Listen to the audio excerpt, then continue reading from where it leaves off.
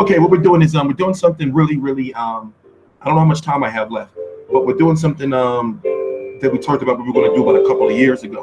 So in about 10-15 minutes or so, let me see who's going to be on the call. We're doing a live stream of the media call for Golovkin versus Jacobs. Basically, what that means is you're going to have Golovkin on the call, you're going to have Danny Jacobs on the call, you're going to have Tom Loeffler, the promoter of Golovkin, and some people from Jacobs' team on the call. I wish I could mute that, but I can't. So give it a couple of minutes. We're waiting for them to get on the call. All right. So basically, relax for a minute. Hold on, let me mute this. Okay. So let me explain again. What we're doing is this is something we're supposed to be doing a long time ago, but now we actually have the time to do it. So today, in about 10 minutes or so, we're going to have Golovkin on the call, Danny Jacobs on the call, Abel Sanchez on the call, Andre Rozier on the call, Tom Loeffler on the call, and Keith Connolly on the call.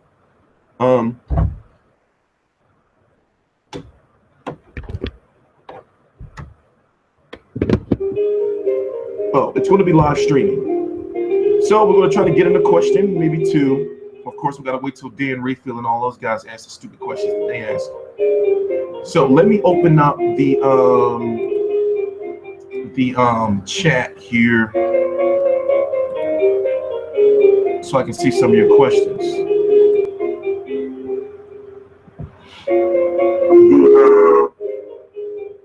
Remind me to turn the fucking music down. We're waiting. What are we waiting for? Did you not hear me? Read the title. It's a media call.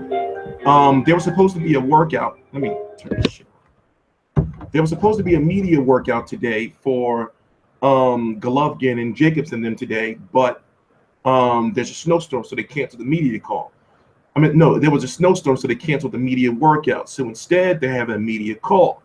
So in about 10 minutes, tops, we're going to have Golovkin, Danny Jacobs, and, their teams on a media call. International Media Conference Call. It's Ashley, and I'll be your operator for today's call. At this time, all participants are in a listen-only mode. Later, we will conduct a question-and-answer session.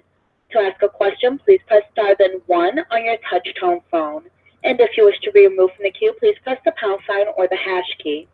Please note that this conference is being recorded. And I'll now turn the call over to Bernie Barmasol from K2 Promotions. Bernie, you may begin. Thanks very much, Ashley. Good afternoon and good morning to the media, and thanks very much for joining us on this special Blizzard Edition Fight Week International Media Conference Call from New York City, promoting the highly anticipated World Middleweight Championship between Unified Middleweight Champion Gennady Triple G Golovkin and WBA Middleweight Champion and Mandatory Challenger Daniel the Miracle Man Jacobs, set for this Saturday, March 18th, from the Mecca of Boxing, Madison Square Garden, New York City. The championship event, presented by K2 Promotions, will be produced and distributed by HBO Pay-Per-View, starting at 9 p.m. Eastern, 6 p.m. Pacific. Tickets for the live event, which are moving fast, may be purchased online through Ticketmaster and thegarden.com. A special thanks to the local and early arriving international media for joining us yesterday with a tremendous turnout at the final press conference for Gennady and Danny. Tomorrow we will host a special HBO Pay-Per-View undercard press conference at Madison Square Garden, headlined by consensus #1 pound-for-pound fighter Roman Chocolatito Gonzalez and former WBC super flyweight world champion Carlos Principe Cuadras, who are fighting in separate bouts on the undercard. Media arrivals at 12 p.m. with the press conference starting promptly at 12:30 p.m. A few programming notes. The outstanding 24/7 Golovkin Jacobs is available now on HBO On Demand service, HBO Go, HBO Now, and HBO Boxing's YouTube channel. Additionally, HBO has produced a compelling 2 days Chocolatito Gonzalez which can also be viewed on the same services. Kicking off this uniquely timed media conference call will be Gennady and his team, Tom Laughlin and Abel Sanchez. Later on, we will be joined by Team Jacobs. It is my honor now to ask for some opening comments from K2's Managing Director, Tom Laughlin. Go ahead, Tom.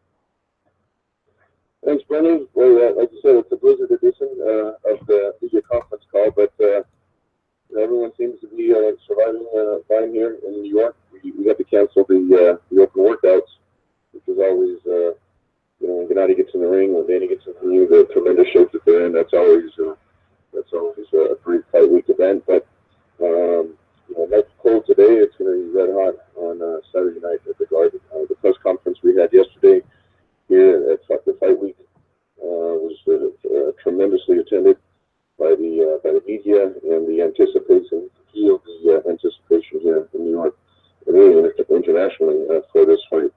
Not only the two best middleweights fighting against each other at the mecca of boxing, but also the undercard that with Chapatito Gonzalez, Quadras, with Rungosai, with Andy Lee. It's just been a phenomenal reaction to this show, and it just seems like everything is culminating now for this fight week. So I appreciate everyone being on the call.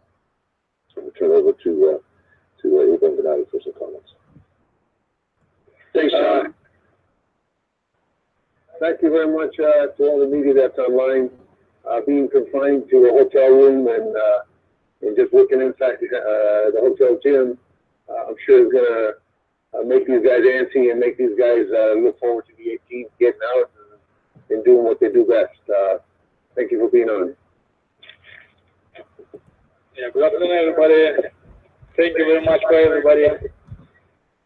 Last week, fight week, everybody ready, I think, of a great show, and everybody excited.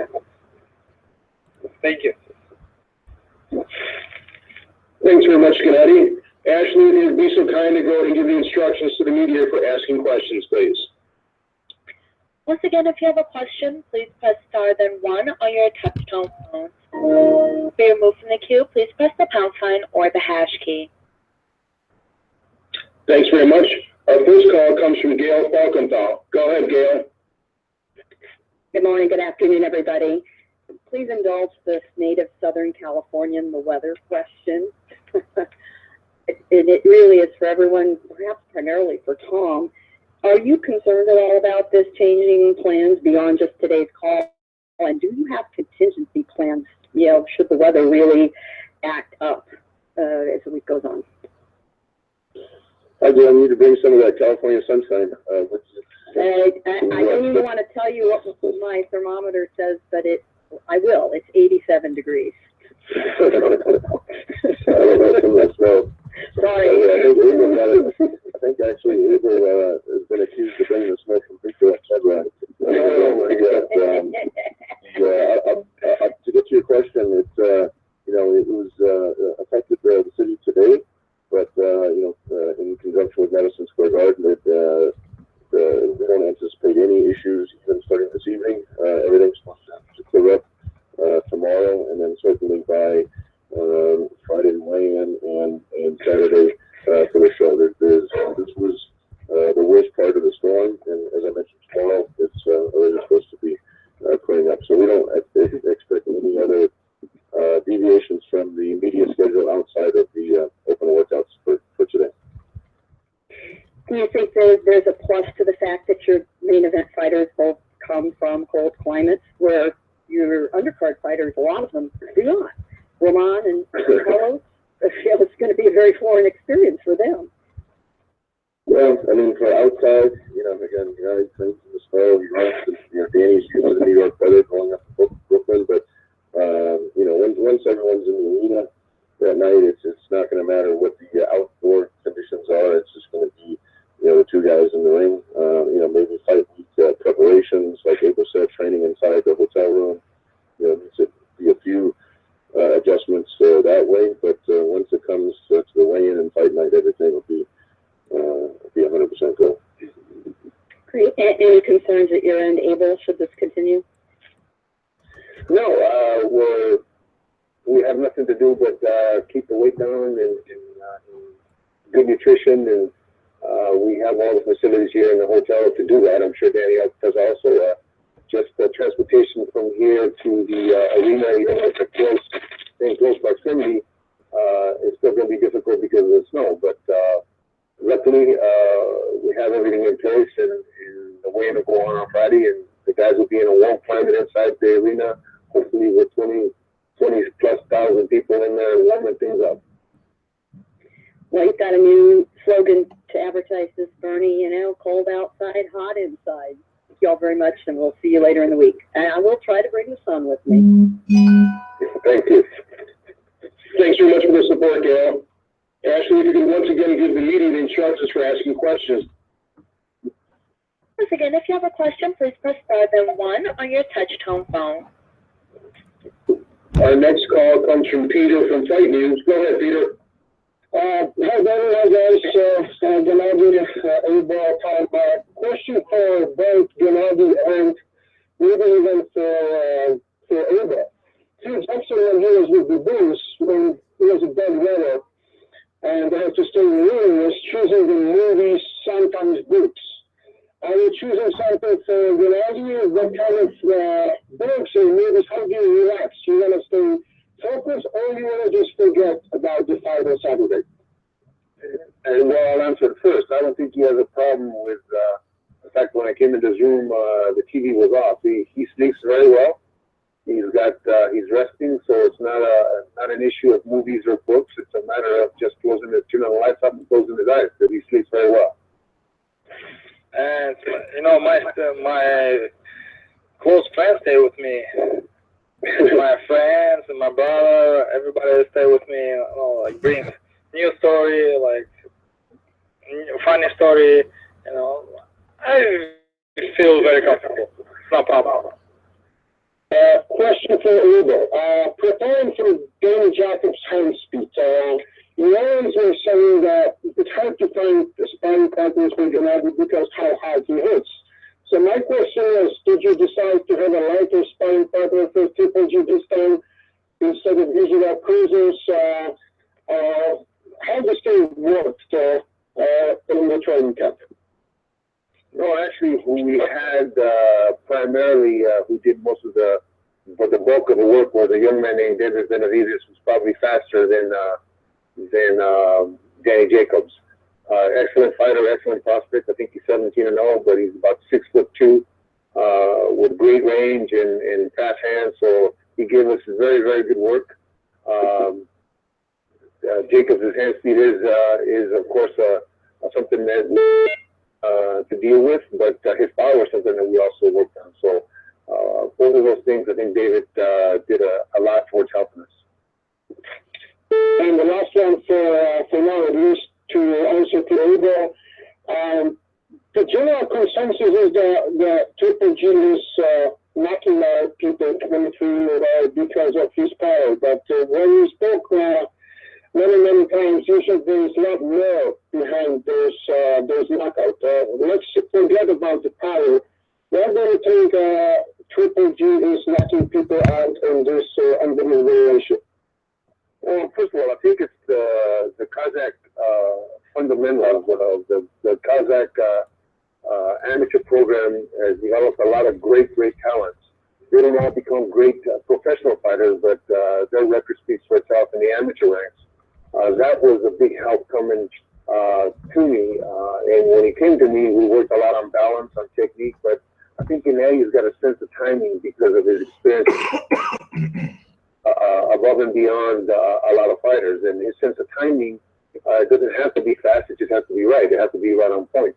So I think that all those things combined have made him the kind of fighter that he is. But this could be a 12-round fight. It could be a 12-round fight. We're prepared for a 12-round fight if Danny sticks around. But in the meantime, if it is a 12-round, he's going to be, if he's able to take 12 rounds, he's going to be punished for 12 rounds. Thank you very much. I hope my today's cancellation of the fight was the last one, and see you guys tomorrow. Thank you. All right. Bye-bye. Thanks, Peter. Our next call comes from Keith Idek from Boxing Scene. Go ahead, Keith. Yes, my question's for Abel and for Gennady. Abel, I was just wondering, because the weigh-in is so early on Friday and the fighters have so much time to, to rehydrate and add weight between the time, it's almost 2 full days really before the fight will actually start. Is that an advantage for Jacobs, or because he's the bigger guy, or how do you view that whole thing? I think it's an advantage for both guys. Both guys get to rehydrate and get filled up with the fluids and good nutrition. Gennady's always been the smaller guy, so Gennady's not going to put on extra weight just because the weigh-in's early. Everybody has always weighed 5-6 pounds above what he weighs at fight night, so it's not an advantage, but the advantage is, for, like I said, for both guys, so that they're healthy and ready to do what they have to do on Saturday night. This is by far the earliest that he'll have weighed in, right? Yes. Gennady, how do you feel about weighing in so early? I think it's not problem. It's not problem. This is boxing, this is sport. First of all, this is sport. We're both athletes, Yeah, you're right. Daniel, he's bigger and a little bit heavier. Maybe a little bit more bonus for him. And I feel it's okay. I think, just 10 or 50 pounds is like not a lot. More important on Friday, or stay both 160. Thank you, guys. Thank you. Yeah, thank you. Keith, just as a reminder, just in general, the IBF has the second day weigh-in, which is maximum of 10 pounds over the 160-pound limit. So that would be both fighters would weigh in Saturday morning at 9 o'clock. Have to be under 170 pounds. So it doesn't seem to really affect it that much with the earlier weigh-in from Saturday. Correct. Tom, was that one of the bigger considerations to doing it that early, because you knew you had the next day weigh-in, so you couldn't really blow up too much in between? No, it wasn't really an issue on our side, as Abel said, and there was a request from the commission because they do have a second show, the Top Rank show with Michael Conlon on Friday night. So we accommodated the commission's request, and both fight camps didn't have an issue with the early weigh-in. In general, I guess you could say maybe it's a slight advantage for Danny because he's physically a bigger guy, but I said from both sides it wasn't an issue to accommodate the commission's request. Thanks again, guys. Thanks, Keith. We also have multiple media outlets carrying the weigh-in live. Amongst them, ESPN Sports Center will carry the weigh-in live at 9 a.m. Eastern Time, 6 a.m. Pacific on Friday. Additionally, so will Univision, both nationally and internationally. Our next call comes from Lance Pugmire from Los Angeles Times. Go ahead, Lance. Hey, guys.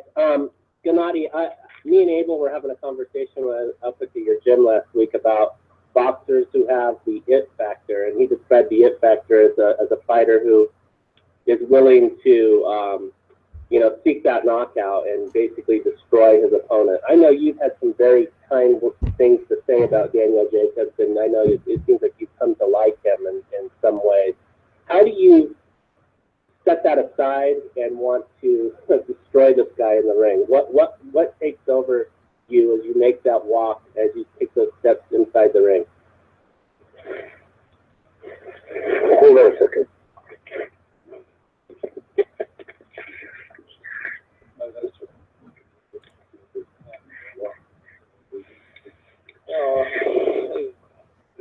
I understand the situation. This is my business plan, and my boxing career. First of all, thanks my coach. He gave me a chance for this time. Yeah, of course, Daniel, he's a very good fighter, And more important, that we're regular guys, And he has his style, I have my style. Whose style is more stronger, more better, show you in the fight, in the ring. So any personal feelings really get set aside quickly as you walk into the ring and the bell rings for the first round. No, It's all business. Yeah, this is sport, you know, this is sport. Every fight is different. This is sport. Great, thank you, Gennady. Of course, yeah. I know what question I'm going to ask. So far, they're asking Ashley, if you give media instructions once again for asking questions. If you have a question, please press star, then 1 on your touch-tone phone. And if you're using a speakerphone, you may need to pick up the handset first before pressing the numbers. Comes from Jeffrey from Sweet Science. Go ahead, Jeffrey. Hi, thank you for putting me on the call. I have a question for Triple G. I press star 1. Mr. Golovkin, I'd like to know if you saw the David Lemieux knockout of Curtis Stevens, and what were your thoughts about that? It was a very devastating knockout. Yes, I saw this knockout, you know, it's a good, very good fight, very interesting fight, very dramatic fight. You know, I think Stevens and Lemieux is both, you know, like, has both styles. It's very good for both, you know, just who first has lucky punch. Oh. It's very interesting. It's big present for TV, for back, you know, for comeback. Right, Gennady, when you fought David Lemieux, you used your jab to avoid his left hook. Did you ever feel his power? Not a lot, you know, because we have different fight IQ, different boxing school, you know, boxing class. Not a lot. I don't feel more power. Just he's a very strong guy. It's not a lot. Did he ever connect with you solidly? You know, I'm ready for anybody. It's a question of my promotions. Okay. Thank you, Gennady. Good luck against Danny Jacobs next weekend. Thank you, sir. Thanks, Jeff. Our next call comes from Michael Woods. Go ahead, Michael. Hey guys, how you doing? Now this question is for Abel. Abel, I was wondering if you considered giving Gennady a kind of a snow day off, and maybe you guys all go find a big hill and go sledding, and then maybe have some hot chocolate. Well, he was supposed to pick us up. What happened? Oh shoot! Is that was me? That was me. That was doing the driving. Okay, I apologize. Well, my kids are out there right now finding a big old hill, so I'm sure we can still do that.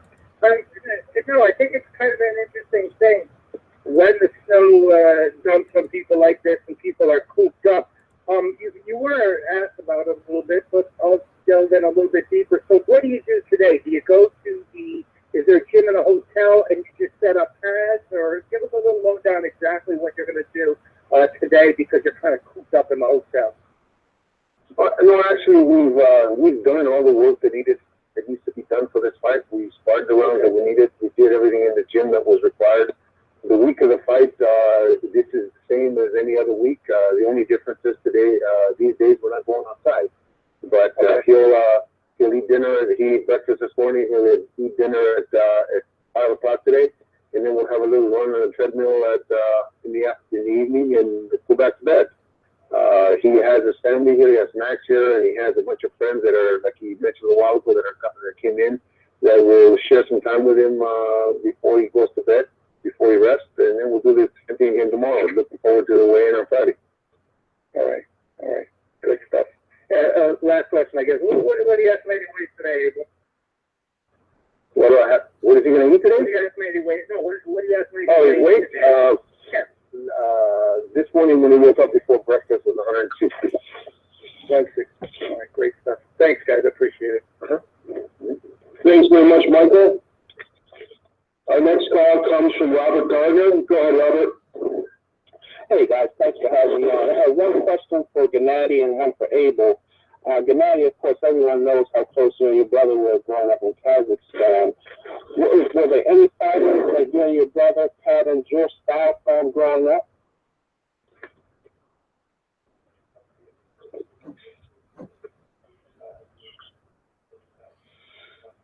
Yeah, I don't know. I remember I like so many great fighters. Like Shred Leonard, Marvin Hagler, just it's a good question. Hard question. I like middleweight division because like together like the speed, power, tactic, for me it's more interesting.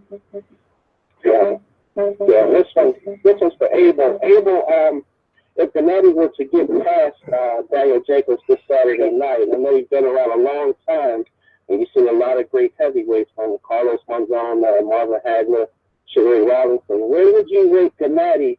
I know the story is still being written, but where would you rate Gennady at that point? Just talk amongst the great middleweights of all time. I think right now we're fortunate to get by Danny, who's a very good fighter on Saturday. I think right now I rate him in the top 5.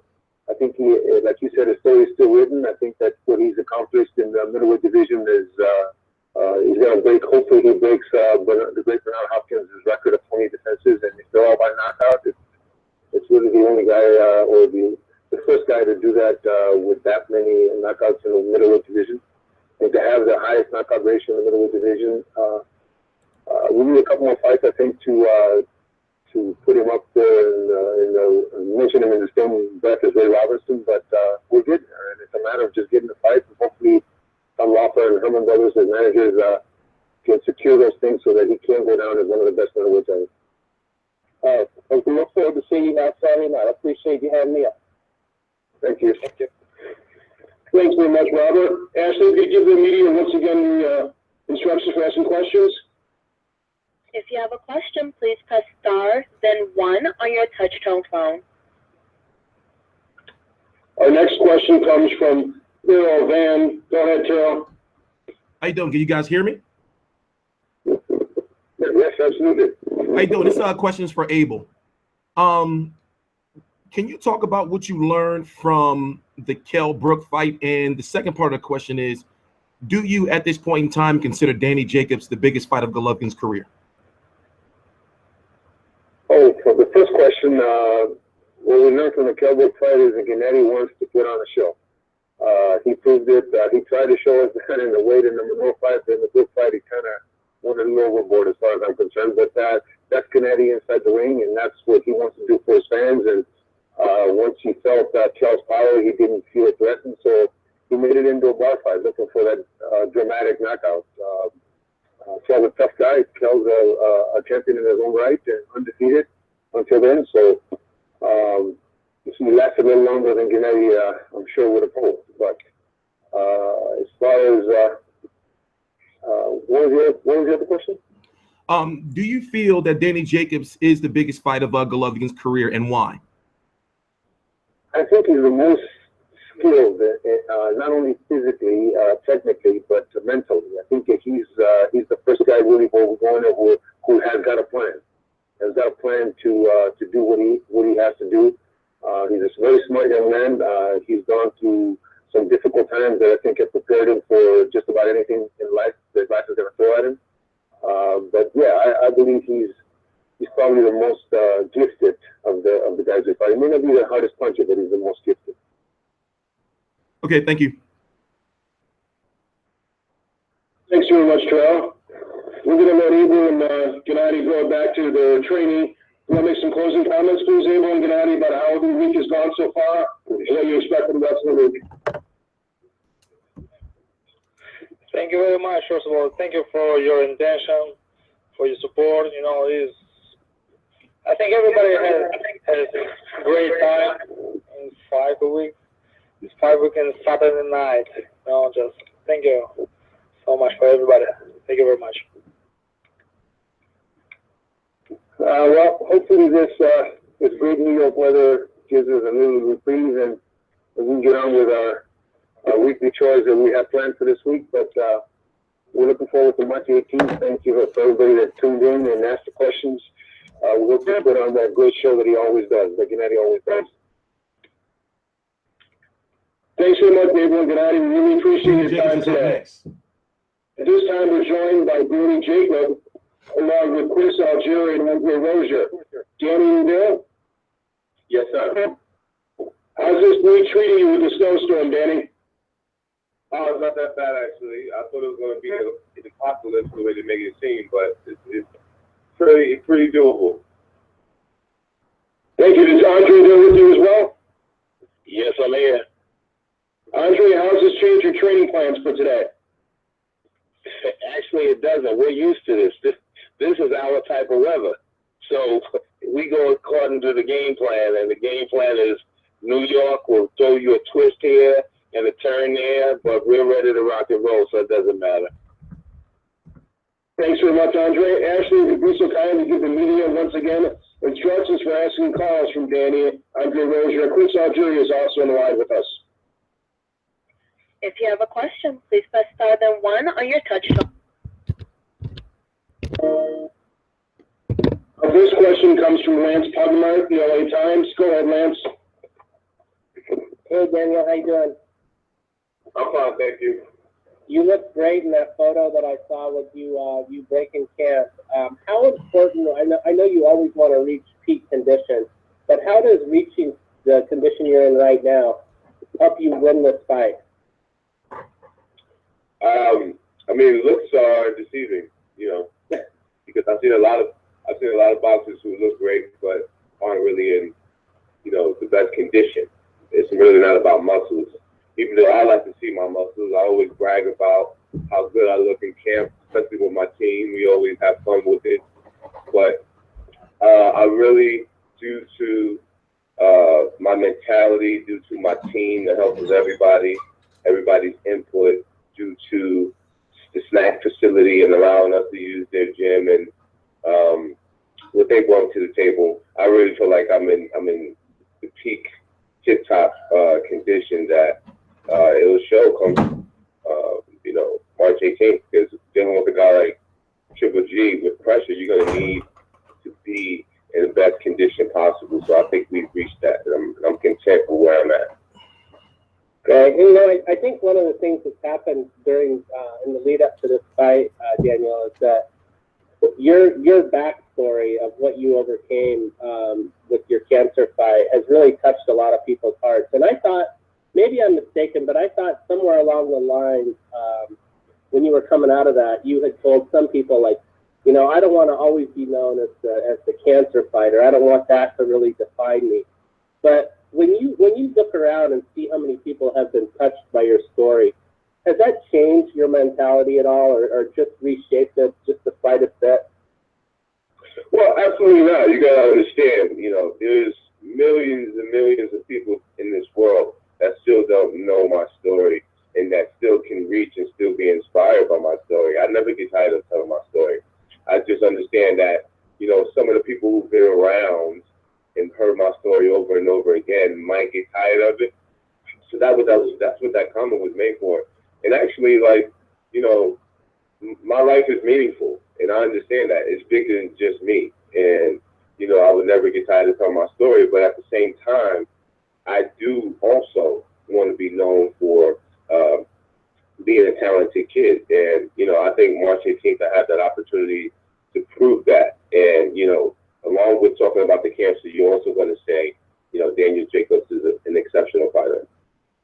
Yeah, absolutely. What's been for you, what's been the coolest thing connected to, who you are and in your role as, not necessarily a spokesman, but as someone who has been touched by cancer and can help, inspire people who are fighting through it? Is there anything inspirational that you immediately comes to mind when you think about, your post-recovery life? I'm not really a religious guy. I'm a spiritual guy. My religion is love.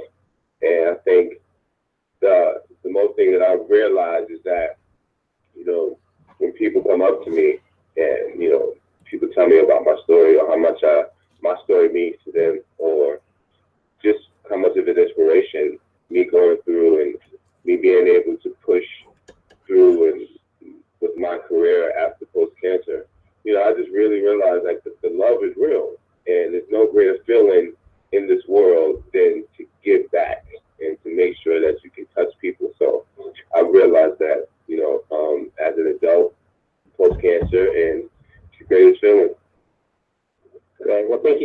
time. I really appreciate it. We'll see you out there in a couple days. Yes, sir. Thanks very much, Lance. Our next call comes from Peter from Fight News. Go ahead, Peter. Thank you very much, Billy. Good afternoon, Billy. This is Peter, still in Chicago, but hoping to see you guys and see the fight as soon as possible, as soon as my plan is going to be part. Question for you. I already asked two questions, actually. I already asked Triple G how he spends his time in this cold outside, and he prefers friends in his room, having conversation. Same for you, or you have some, motivational movie, book, or you just want to stay completely relaxed and not really think about what's going to happen on IT? No, I think I just want to stay extremely relaxed. I mean, you perform at your best when you're at peace and when you're at one with yourself and your mind and your body. The key is to be able to be the best that I can be. But if you get distracted mentally, then, 9 times out of 10, you won't be able to put things together the way you sort out. So I think the goal for me is just to make sure that I can stay focused, stay calm, even under the pressure and under all the circumstances. But it's one that I'm looking forward to. I'm looking forward to that pressure. I'm looking forward to those nerves because I know that it's all going to pay off. And one day I'm going to be like, this was one of the, and there was so much pressure, so much anxiety. But at the end of the day, we lived up to it and we fought under it and went our back was against the wall. Second question, you guys started almost at the same time as a professionals, 2006 for Triple G, 2007 for you. When was the first time you've been aware about Triple G and his skills? I presume it was earlier than, the other two. If you can recall, when you first time had a conversation with your trainer or whoever about, there's this guy from Kazakhstan who is knocking people out? Well, I think the first time I realized or noticed about Triple G was when he fought Durrell in the Olympics.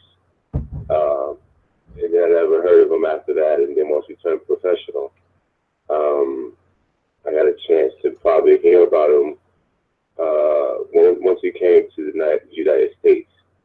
I haven't really heard too much about his early career, but they started to make a big buzz about him once he touched the United States and got with HBO and started promoting him. So I think once the majority of the fans, once they got a chance to see what this guy was like, was kind of the same timing for me. Although that one time in the Olympics, but like I said before, he said, you have to respect this guy. He has 300 plus amateur fights.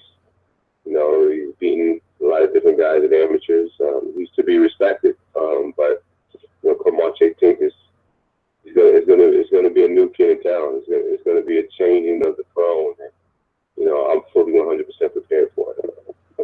Thank you very much. Appreciate your time and let the best man win. Thank you. Thank you.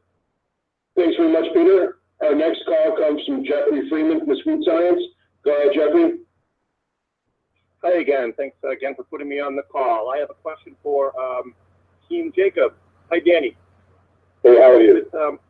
Good, thank you. With Chris Ogieri as your trainer/nutritionist, I have to ask, how much inspiration, if any, do you draw from his greatest victory, the come-from-behind blood-and-guts win over Ruslan Provodnikov? You two discuss that fight and what Chris endured to win it. Thank you.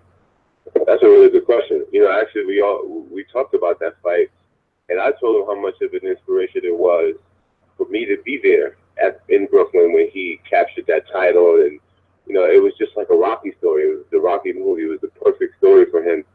And to see him come back and to see him, get off the canvas and continue to fight and have that big swollen eye and still give it his all when, most guys would quit. And then at the end, we talked about that overview picture that he had with his hands up in the air.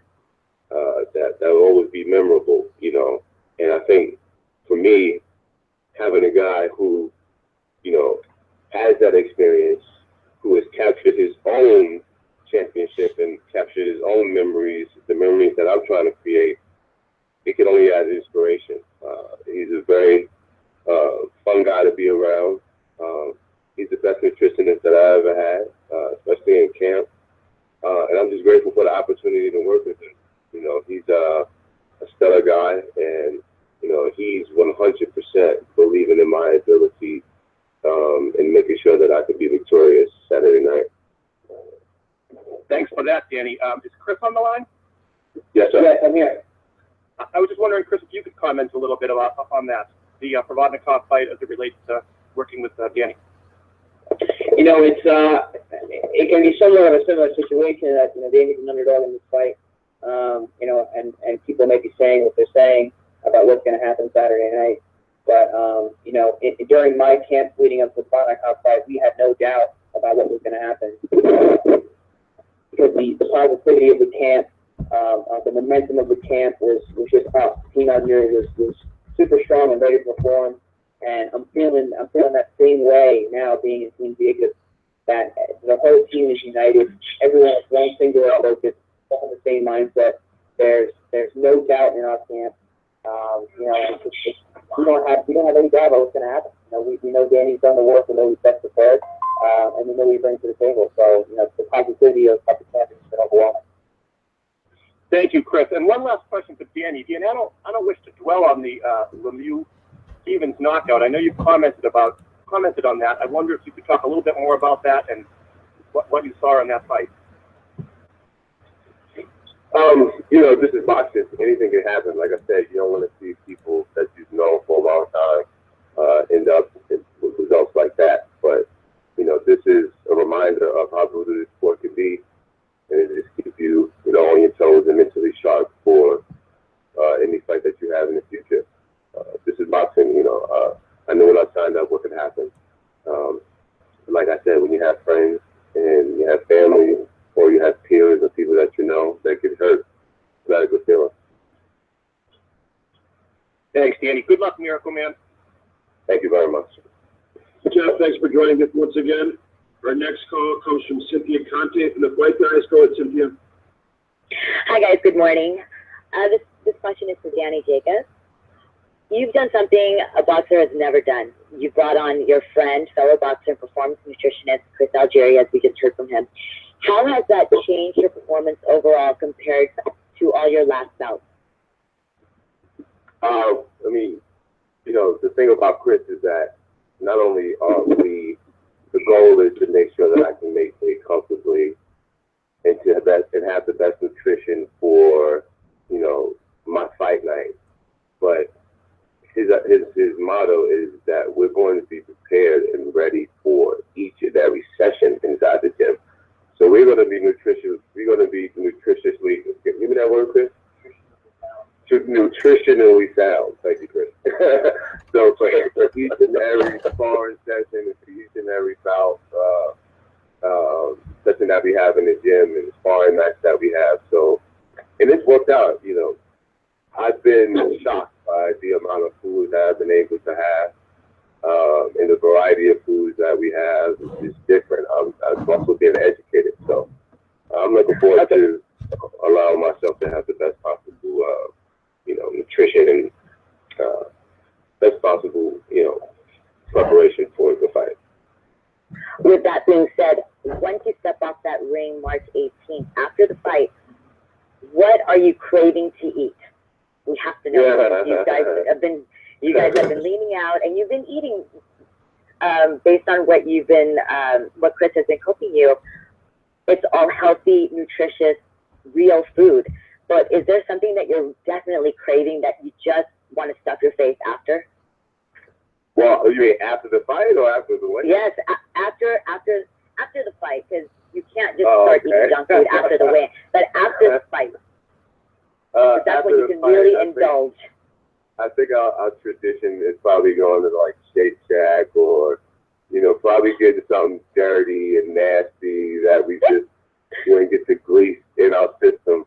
But, you know, prior to the fight, after the weigh-in, prior to the fight, I think we want to get, you know, the best possible nutrition in. Maybe some bison burgers and, you know, maybe some protein, some chicken, some veggies, of course.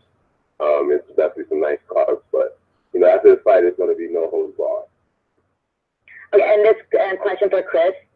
What was Danny Jacobs' favorite meal that he loved, that he wanted, and also what was his least favorite, and was he a picky eater? Kind of a good question. I mean, I might have to refer to Danny on what was his actual favorite. The turkey. Okay, that's what I thought. So I have a pretty solid turkey burger recipe that he was a big fan of, and whenever I was very excited about it. Very, very consistent and super clean. But no, he wasn't. He was actually really easy to work with. Not picky at all. Got a pretty good when it comes to seasoning and spices, and he knows what good food is. So it wasn't hard to get him to eat some of the dishes that all the dishes that I was putting together. And I'd say probably his least favorite, or the one that he might wanted to avoid more than anything, was when I served whitefish like cod. Which initially he was like, I don't like cod, but I was like, yeah, you like it the way I cook it. So we read that and we did it a couple different ways, and that was the mainstay of Taco Tuesday when it was fish taco time. So I got him to like that too. All right. Well, thank you and good luck this Saturday. Thank you. Thanks very much, Cynthia. We appreciate your support. Our next call comes from Robert Gardner again. Go ahead, Robert. Hey guys, thanks for having me on. I had just one question for Daniel. I'm so impressed with how you and Triple G are received by your peers. You're so respected, namely because you guys handle business in the ring. How does it make you feel to know that guys in this sport respect you guys a great deal? It makes me feel good, 100%. I just feel like the, stereotype of boxers is that, we're all kind of rude, disrespectful, don't have vocabulary, we're not respectful of each other. All we want to do is fight, right? But I wasn't taught that way. Even though this is my job, this is my profession, I always like to bring who I am to the forefront. And I think that people can respect that. It's just, real recognize real. And I think a lot of people appreciate that, and they speak about it a lot. I'm grateful that I have a guy in front of me that isn't a trash talker, because it would probably lead me to talk, have a little bit of remorse to want to say something bad. But this is a gentleman's sport, and I'm glad that we can have people with the right conduct represented, right? Well, as I stated before, you guys are two great ambassadors to the sport, and I wish I could sneak you guys on one of my Baltimore crab cakes, but Chris will probably beat me up, so I'll just leave that alone. Thanks for having me on. Thank you. Thanks very much, Robert.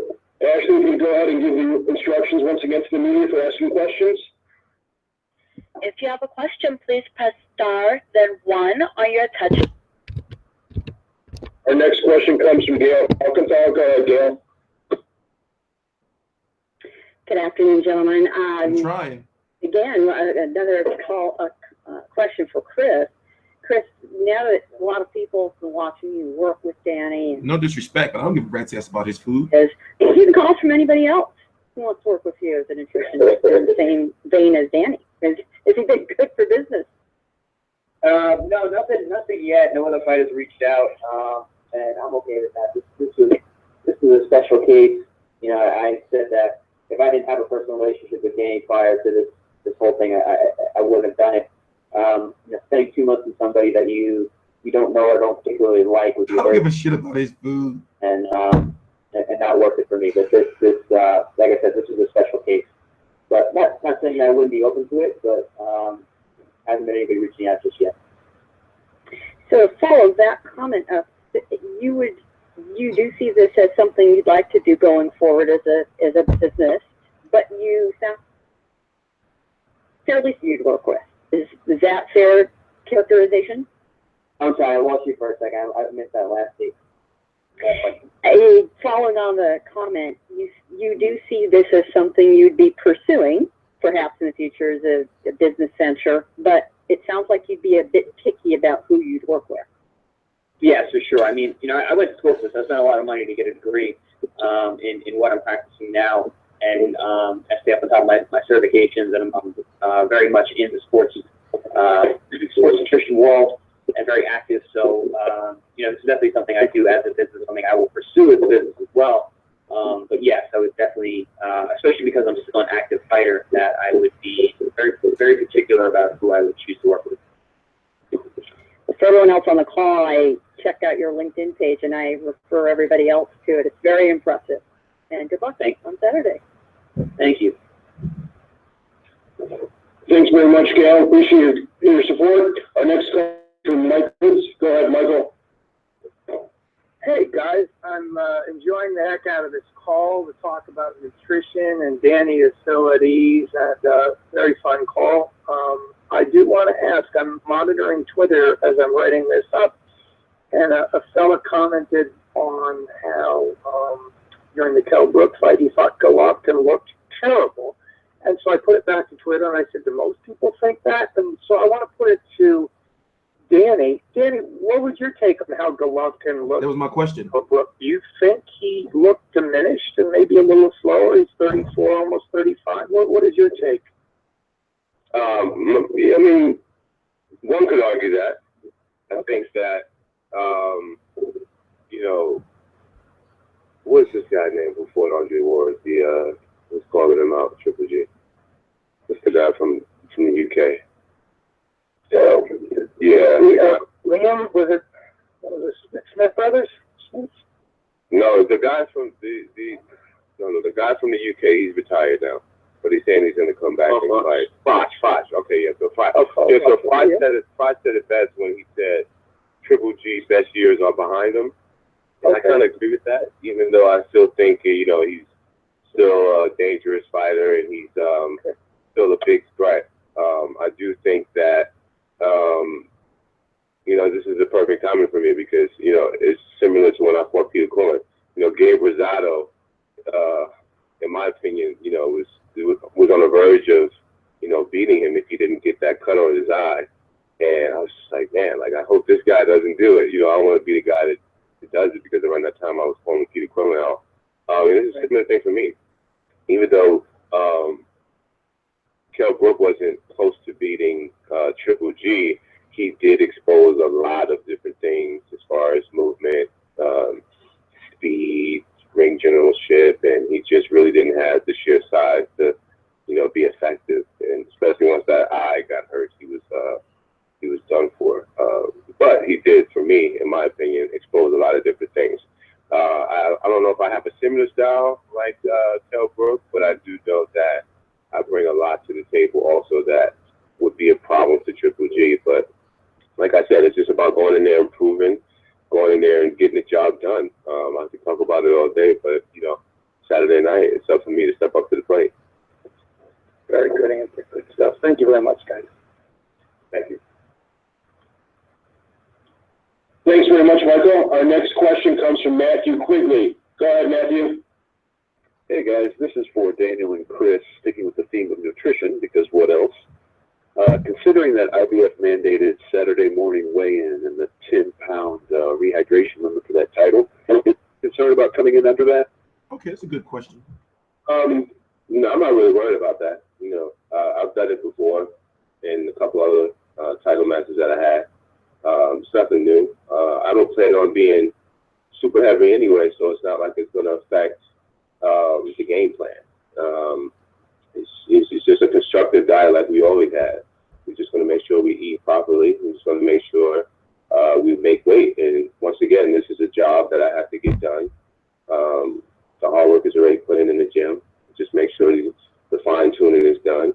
And after the weigh-in, we'll eat right, weigh in again, and then we'll continue to stay strong, nutrition-wise, for the remainder of the day until the fight comes. Okay. Daniel, I think this is your first fight at the Garden since late 2012. How does it feel to be going back to Madison Square Garden challenging for the 3 titles that Golovkin has? It feels great. I mean, for me to have this matchup with a guy who people consider to be the best in the world in my division, and for a guy to have all the belts, majority of all the belts, and for me to have this opportunity to be great, Madison Square Garden held a lot of different great matchups. Muhammad Ali once walked those same floors and was in the same locker rooms and had the same mind frame as I do now.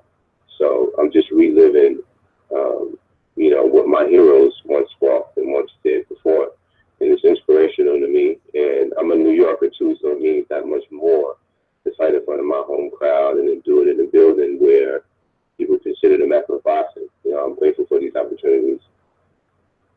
All right, thank you very much, Daniel. Best of luck on Saturday. And I want to let you know, I'm calling from the corner of DeKalb and Tompkins and Bed-Stuy, so not too far from your old stomping grounds. All right, that's it. Thank you, brother. Take care. Matthew, thanks so very much. We'll see you Saturday night. Our next question comes from Terrell Van. Go ahead, Terrell. How you doing, Danny? Can you hear me? Yes, sir. Watching the HBO 24/7, you seem to be heavily focused on Golovkin's flaws in that Kell Brook fight. You made a statement somewhere along the lines of, if Kell Brook was able to land those shots, what about if I landed those shots? Now my question is, do you feel that Golovkin has defensive flaws, or do you feel that it's actually him really wanting to test his opponent's power?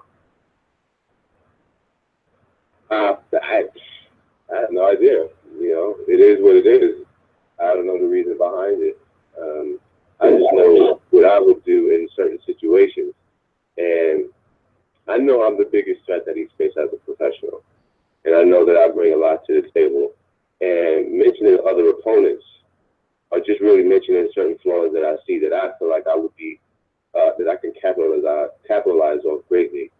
So, you know, Saturday night will prove everything. And like I said before, we can talk about this, we can talk about that, but it's really up to me to go in there and get the job done Saturday. Okay, final question. Now, it's almost, well, it'll be July the 31st of this year, where 7 years ago you took the biggest loss, the only loss of your career against Dmitry Pirog. Now, what I've noticed is a lot of people are not giving you credit or a chance to beat Golovkin just off of that defeat. Now, it was a devastating defeat, but then in August of 2015, you had that flash knockdown. You was flash knocked down by Sergio Mora. What do you say to the fans, or the naysayers that are not giving you a chance off of a fight that was basically 7 years ago? I don't say anything. I do my job. I go in the ring and I prove. Boxing is a proving sport. You have to go in there and prove it. It's easy to criticize and say that you don't have a shot because you've been down against this guy or you've taken a loss to this guy. But so many people in the history of boxing has gone down and still made it to where they can be considered pound for pound best boxer in the world. So that's really my goal. I'm staying focused. I don't listen to, what the critics say, or, I can go on and on about, why this happened or why this happened, or, but at the end of the day, my job is to make sure that I'm talking inside that ring and I'm coming out victorious. All right, thank you. Good luck on Saturday.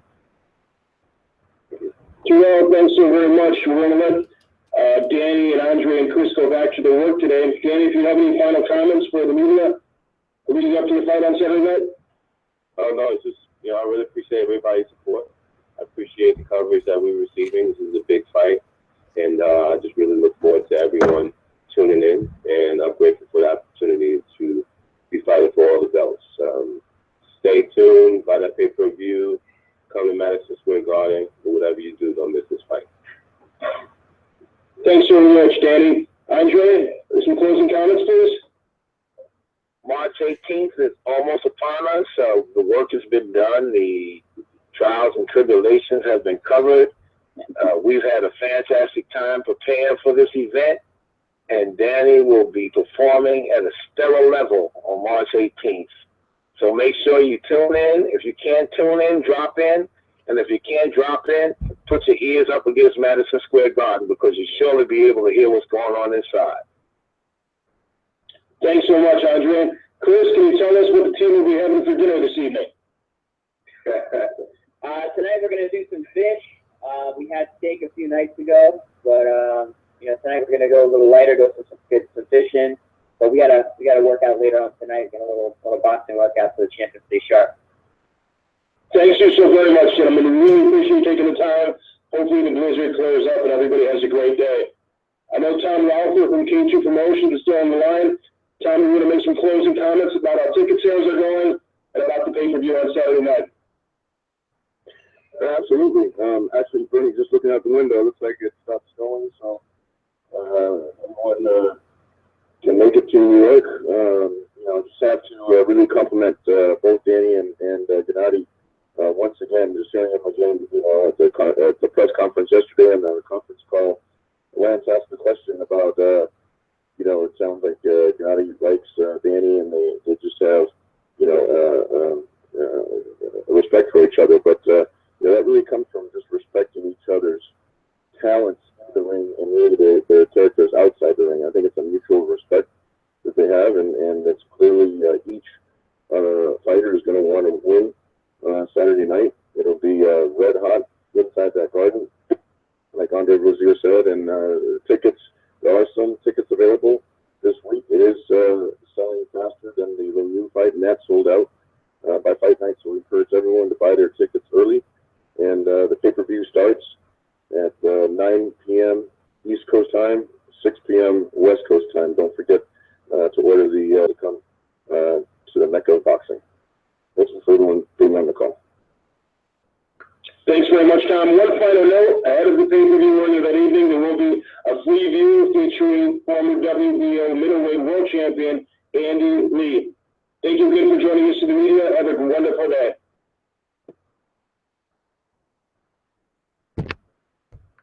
All right, so we're gonna sit here and talk for about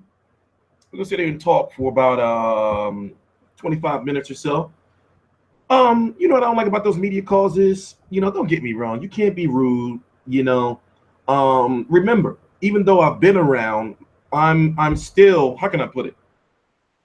Terrell Van, which is my real name, and Fight View 360 are not known. T-Street Controversy is known, but not Terrell Van and Fight View 360. So even though I've been on 50 plus of these media conference calls,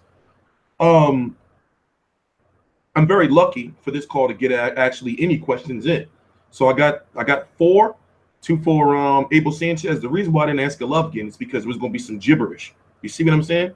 So I asked Abel Sanchez because I know he's going to give us an answer that we can fucking dissect, or more so we can understand. Compared to if it was Golovkin and I asked those questions, it would have been some old crazy shit. You see what I'm saying? So when it comes to those media calls, one thing I don't like is, and thank God in a way that Dan Rayfield wasn't on there, because it's not that they ask dumb questions. It's just that it seems to be a disconnect that they're not really asking the questions that the fans, or more so the people that are buying the fights, want to hear.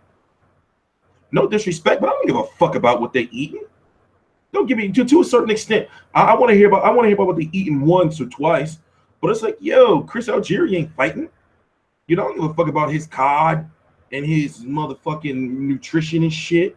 Don't get me wrong, I need that nutrition. I'm a fan of Chris Algieri, but I'm saying in retrospect, or more so in regards to the fight, in regards to the fight, I want to hear some real shit. But anyway, we all know what the issue is. People feel that he's going to get knocked out, meaning Danny Jacobs. They feel he's going to get knocked out because, well, he got knocked out by Dimitri Pirog 7 years ago, July the 31st of 2010, when he had the nappy braids. Then that flash KO, that flash knockdown against Sergio Mora. I was at that fight. It was August of 2015. People are like, yo, bro, your chin is still lame. But Danny Jacobs does have a chance. We've seen plenty of boxers throughout history get knocked the fuck out and come back strong.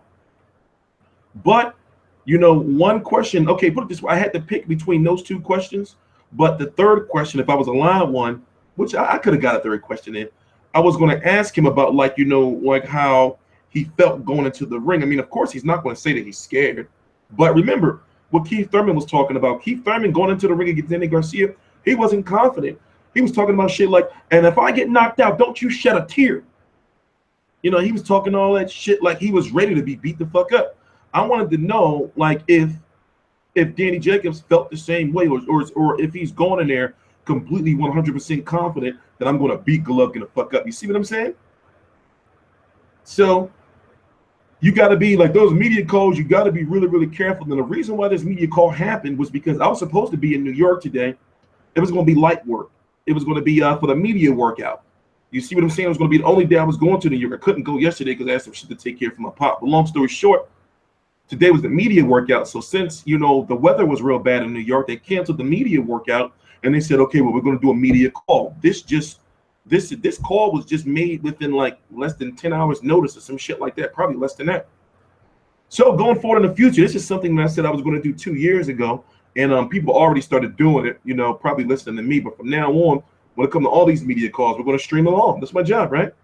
You know, so we're going to do this for all media calls, and we're going to make sure that when we're on these media calls, we're going to be asking the questions that matter. You know, because like I said, hey, listen, you know, nutrition is good and everything, especially when you got that IBF day of weigh-in. You know, nutrition is all good and everything, but man, I'm sick and tired of hearing from fucking Chris Algieri. You see what I'm saying? I'm sick and tired of hearing from Chris Algieri. So it's like this.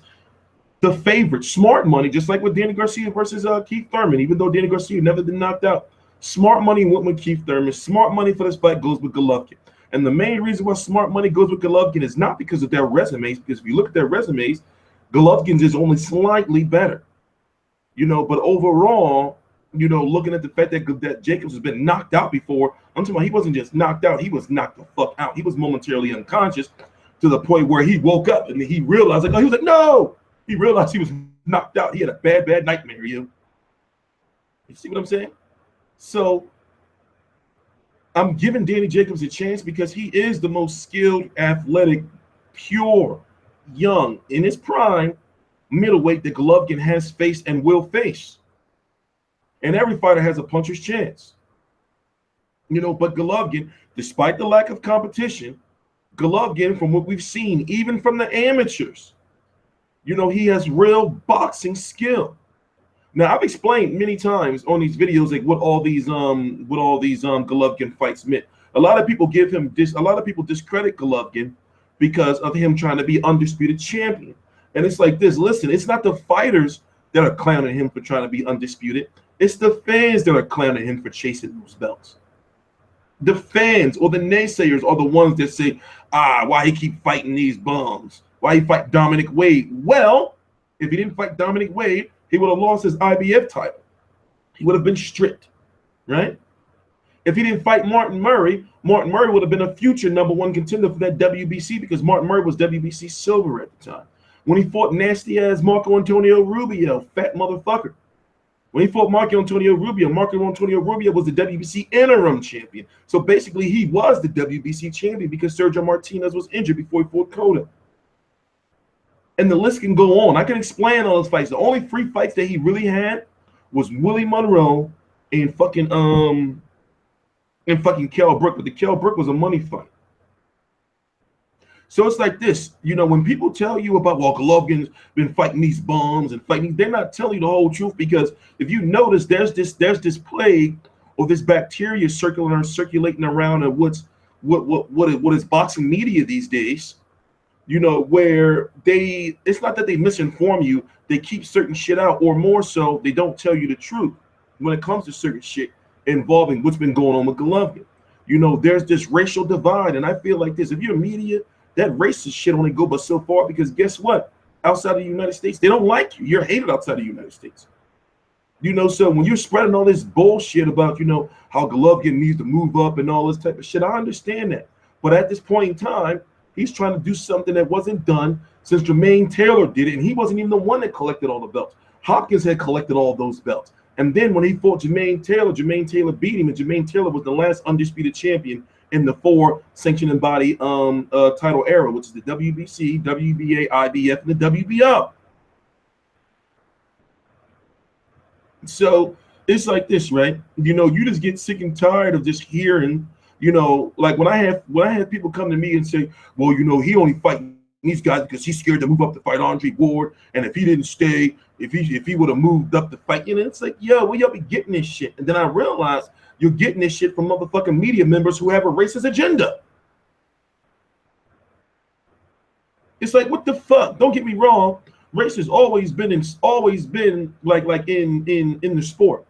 But it's like, yo, that shit then got to a point where it's completely out of control because these same people who spit that bullshit racist rhetoric, they have large followings. I'm talking about when you have a large following, you'd be surprised how many people only just watch me and don't go to no other channels, right? So imagine for those other channels that people only watch them and they're listening to that shit and they thinking like they running with that shit like it's the gospel. So, for example, after the Danny Jacobs fight, you know, it's very heavily rumored. It's very heavily rumored, and from what I know, it's going to happen. But nothing's official. But it's going to happen. He's going to fight Billy Joe Saunders if he beats Danny Jacobs.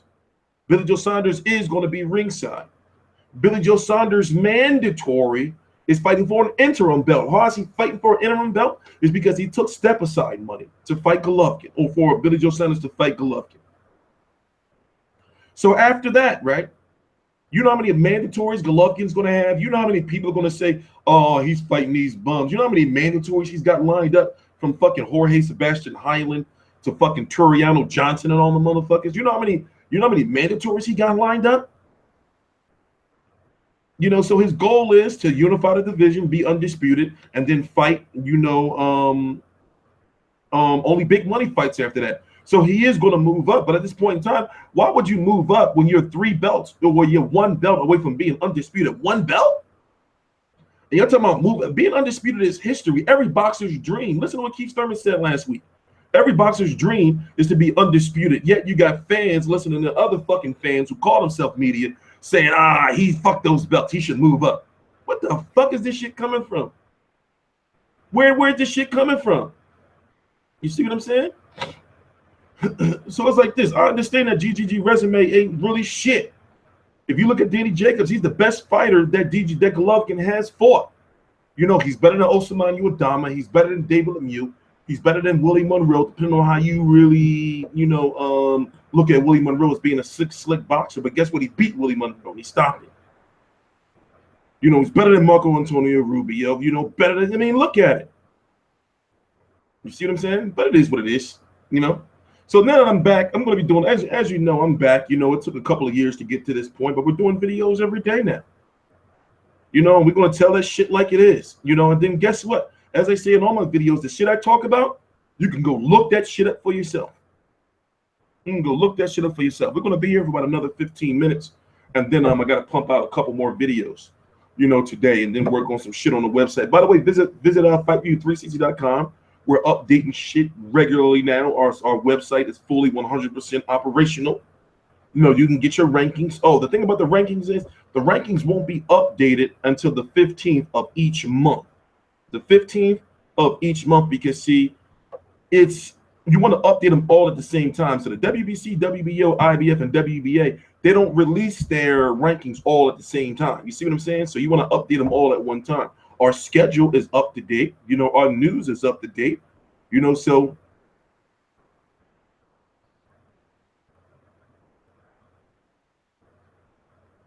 yeah, let me see that. That's the thing. This Triple H 1200 says T talking the truth, but he's buck dancing a quarter some channels. But at the same time, when it comes to those other channels, they ain't never did no time before. They ain't never been through the shit I've been through before. So it's like this. You can call me a coon all you want. Where I'm from, on the streets, my name rings bells. And I'm not being conceited or anything, because I'm a hermit and my life is nowhere near all that shit anymore. You know, but at the same time, call me a coon all you want. And like I said, all the shit I talk about, go look that shit up for yourself. I hold no allegiances to nobody, and I'm self-made. You see what I'm saying? But it is true that Golovkin, you know, once he gets undisputed, you know, he's going to go down in history. You know how hard it is to get all 4 belts in this generation, in this day and age? And yet motherfuckers looking at that like it's just some old, the political bullshit you got to go through alone to get that done is enough for fighters not to be able to do it. For example, Keith Thurman wants to be undisputed. You know what he's got to go through? He's still got to go through that WBO bullshit, and he's still got to go through that IBF bullshit. Look at Deontay Wilder. Klitschko was the last person. Klitschko and Andre Ward. Well, Klitschko was before Golovkin was close to getting undisputed, but then his brother had the belt, and then when Vitaly retired, that's when Deontay Wilder got his hands on that belt. You see what I'm saying? When you look at Andre Ward's been pussyfooting around.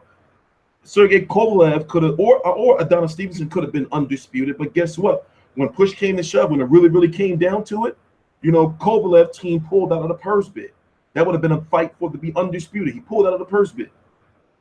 Now you got Andre Ward, who's got all 3 of those belts. You know, if he beats Kovalev again, or if Kovalev beats him, whatever the case may be, they'll still have those 3 belts, but then they got mandatories unless they finally make that Adonis Stevenson fight. You know? But put it this way, when you're being undisputed, you are the only champion in the weight division. So, for example, when it comes to all those 154 pounders that Al Heyman has that wants to move up to 160, like Charlo, for example, you know, if you want to be 60-pound champion, or if you want to be a champion at 160, period, you got to go through Golovkin or Danny Jacobs if he wins, or Billy Joe Saunders. What happens with that? So, you know, like I said, you know, you have too many people that do this boxing media shit. They be too emotionally invested. And it's like, yo, why are you so, you know, why can't you give these boxers a fair shake? Truth be told, don't get me wrong. You know, I love the sport of boxing. I respect all boxers. I don't give a fuck about these people for real. You know, I'm not going to be like, oh, damn, I like you because I'm a fan, but I'm media. So when you come to my channel, I'm not going to talk no shit about you. I'm not going to say the real shit. You know how long this shit's been going on? This shit's been going on for like 4 years now. 4+ years now. 5 years now. With this whole racistly fueled boxing media. Shit. That shit gets whack after a while. Because then when you're with the fighter, you don't talk all that shit when you're with the fighter or when you're with the manager or the promoter. But then, you know, behind the scenes, they're racist. You know? Shit be whack, man. Shit be whack. So then if I do one, you know, somewhat critical, but it's looked at as negative video on Golovkin, I'm looked at as like, oh, you're just like all the other channels that are racist. You're the black guy who's racist. That shit, you'd be surprised how that shit trickle over to my channel. You know, I don't give a fuck about saying motherfuckers' names. I think you already know that. No, the WBO's been legit. The WBO has been legit. When did WBO start? I think they started in 88 or 89. They've been legit since, like, you know who made the WBO really, really legit? Over in the UK. But the WBO is legit. Nah, Triple H. See, here's the thing. Stop disrespecting the belts. In this day and age, you're in the minority. The main titles, whether the WBO is legit or not to you, in this day and age, you cannot be undisputed without all those titles. I don't care what you say. So don't talk about how, like, you know, what belts is legit and what not. In this day and age, whatever you think about the WBO, you have to have that title to be undisputed. You know, don't give me all that shit about, well, Muhammad Ali was just undisputed when he had the WBC and the WBA. That was years ago. But in this day and age, in this era, in the 4-sanction embodied major era, you have to have all 4 titles. No, because the ring is not considered a real title. Put it this way, the ring is not considered a real title. And also the ring has lost so much prestige over the last 3 years. You know, especially since they're owned by Golden Boy Promotions. They lost so much prestige. Because for one, Keith Thurman and Danny Garcia should have been for the ring title. You see what I'm saying? Why does Andre Ward, did Adonis Stevenson get stripped from the ring yet? I believe he got stripped.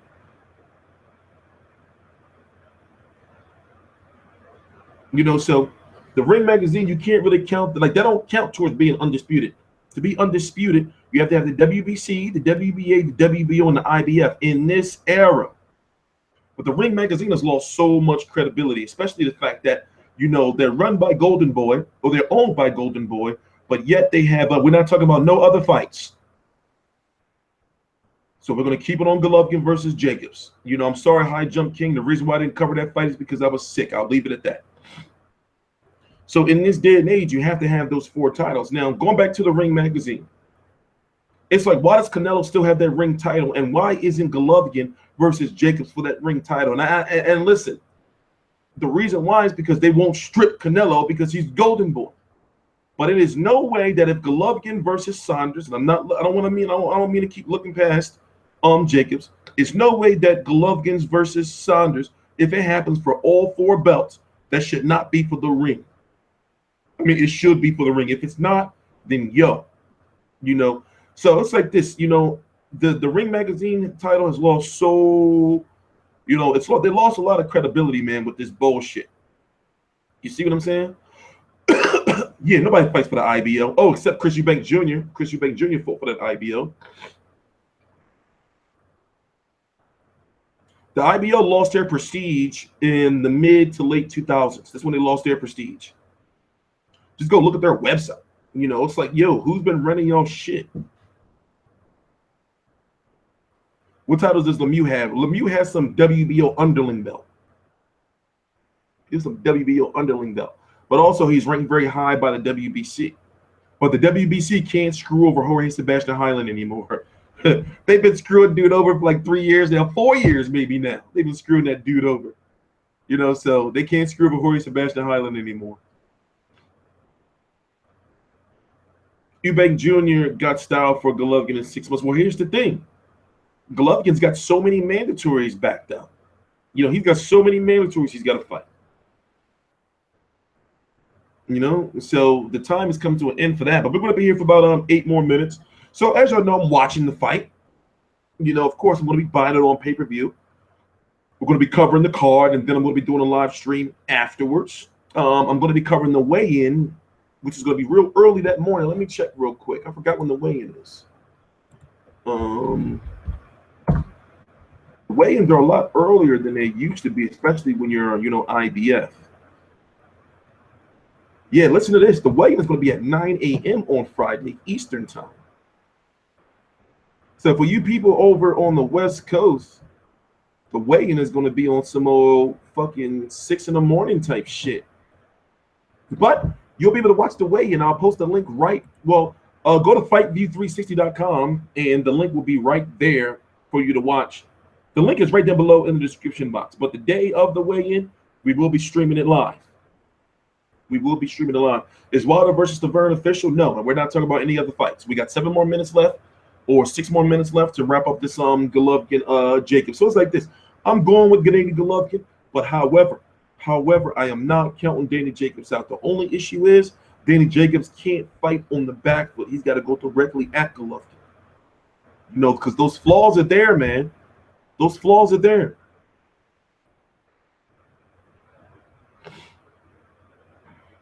Those flaws are there. You know, I really wonder, you know, like what fighter in their right mind, you know, takes like 3 shots. You know, you hear Golovkin say that every time Golovkin get hit with a clean shot, what does he say? Well, he wanted to test, you know, his fighter's power. But every clean shot you get in, you try to test, and it's not that many of them. When I'm talking about hard shots, he wants to test the power. So you mean to tell me you meant to take that uppercut from Kell Brook when it almost knocked your fucking head off? So ask yourself the question, what if Danny Jacobs was to land that?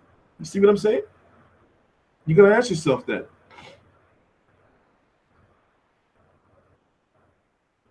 Goddamn nutrition. That nutrition shit not going. Nutrition. Didn't Chris Algieri, the master nutritionist, miss the weight on the first try against Pacquiao? He did make the weight. Yes, I am watching that Sergey the Rev Yanchenko fight.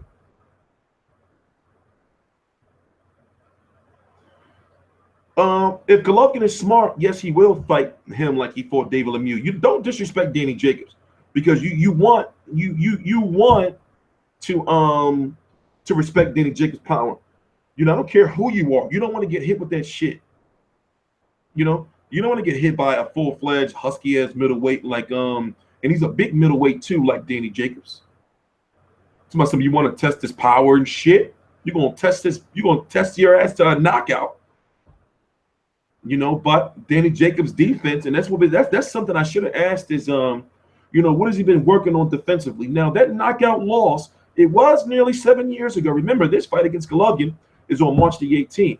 He got knocked out by Dimitri Perot in July the 31st of 2010. You know, so it was 7 years ago. You know, he has won 12 straight fights by knockout. And remember, 2 fights after that, after he fought Perot, he was diagnosed with cancer. You know, so beating cancer, it does something to you mentally, to whereas, and it's like, yo, you know, this is the biggest fight of his career. And also, Danny Jacobs is smart enough to know, like, if you listen to him, he's a very smart fighter, to whereas, and he knows that if he loses to Golovkin, that he's got to be a champion again, he's got to go back through Golovkin. And also, if he loses to Golovkin, you know what people are going to say? Oh, well, he was always a bum. He was always, you know, this or that. He's just another Heyman hype job. So if he loses to Golovkin, you know, there's a long ass road back to a championship for him, unless he goes to 160. But then again, listen, you got Peter Quill. I interviewed him last week, 2 weeks ago. He's saying that he's likely going to be still fighting at 160, and you got to go through Golovkin. You know, so Golovkin is getting old. How's Golovkin now? He's 35 now. Did he just turned 35, right? Let me check. No, he turns 35 in a couple of weeks, in 3 weeks. In about 3 weeks. You know, he's getting up there, yo. We have a whole slew, yes, I use that word, of Fight View 360 gear coming before Canelo versus Chavez. Hat, hoodies, different colors, all that shit.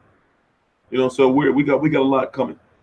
But like I said, I'm back full time, as you guys can see. You know, after I in this stream, I'm gonna go make some lunch, then get back, pump out a couple of videos, do some things on the website, play some video games, find somebody to try to shovel all this goddamn snow outside. So you know, we got a lot going on. We got a lot going on. In the meantime, since we got a few more minutes, I'll answer any of you guys' questions. Some more tea. I'll answer you guys' questions. Anything you guys want to talk about in the meantime?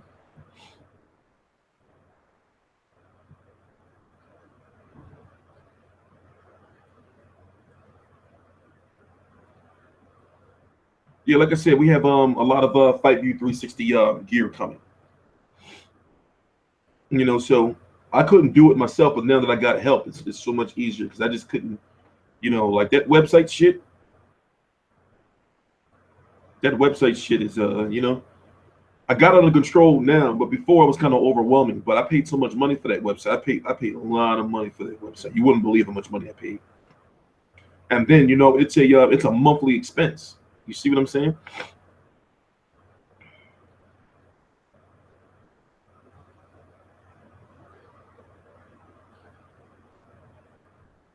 Do you not need a hardcore title to be undisputed? I don't know what you mean by that. Is that a WWF reference? WWE reference? I understand what you mean by that. So yeah, now we're using, now the website is completely operational now. You know, we're fixing up. There's a few more things we got to fix up. You know, for example, you're going to see a change in a small change in the format, basically for featured stories. We're going to be putting out a press release. The rankings are being currently updated. You know, we're waiting for the WBA rankings have not been updated yet. So once the WBA rankings, I'm talking about like the official WBA rankings haven't been updated yet. So once they're updated, you know, then we're going to update all the rankings on the website. The schedule is already updated. So if you go to the schedule tab on Fight View 360, then you'll see that, for example, let's go check it out real quick. Check it out real quick.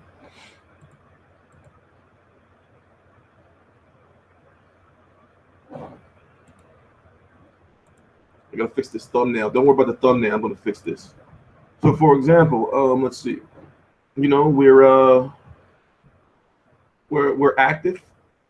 You know, and we're gonna pump out more and more news. But what we're gonna do with this is gonna be like a slideshow. So therefore, it's gonna have all the top stories, not just these three. Not just these three. So as you see, you know, all our stuff is interactive. So basically, if you see any images, you know, you can click those images and it leads to something. You know, for example, if you go to this, right? For those who want the details on that $50 million Schaefer tournament, it's all right here. You know, we get slideshows and shit. You know, all the information. We get the video. You know, and then if you click this, it sends you right to the World Boxing Super Series website, which will be launching on March the 31st. You know, even when it comes to, let's see, we're going to change this boxing news schedule. Here's the schedule. Right now, you see that fights to watch are highlighted in red. Gotta highlight this one too. Are highlighted in red. Boxing rankings are currently, these are the rankings from last month. I'm gonna put a little message up here to let you guys know. And what I want is I'm gonna have like different keys that will let you know like what certain colors mean and things like that. You see what I'm saying? So, you know, we're getting there. And then the next thing we're gonna do is we're gonna have ticket info for all of the fights. You know, so we're getting there. We're getting there. Ooh, it's a lot of work, but we're getting there.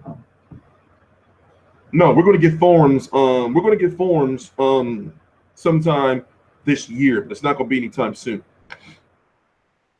So we're going to get forms. But guys, all right, I got some videos and shit to do. I'm going to go make some lunch. The next video on my list is it's going to be about a 5 to 10 minute video. We're going to talk about Kell Brook versus Errol Spence. What's going on with that? We are also going to do a shorter version of this video where we're going to talk about Golovkin versus Jacobs fight week predictions. We did one yesterday, right? Well, we don't need to do one today. What else? There's a couple other videos that I have to talk about, you know, and the plan is to do about 3 to 5 videos plus a day. Now, if it's on a weekend when there's fights, then of course there's going to be more than 3 videos. But during a regular weekday, we're going to do 3 to 5 videos, because see, the reason why it's not like 5 to 10 videos a day is because I have to balance that time with the website and to make sure I'm not like stressing myself out. So in the meantime, I'm T-Street Controversy. This is T-Street Controversy Live. When it comes to media calls, from now on, we're going to be streaming media calls. Yes, I'm going to do that A-value video too today. So when it comes to media calls, we're going to be live streaming them and we're going to make them interactive. So therefore, we're going to play the media calls. We're going to be on them, and we're going to ask questions and shit. Simple as that. Please subscribe. I'll link to my social media right down below in the description box. Also, please visit FightView360.com for any news related to boxing. Please subscribe.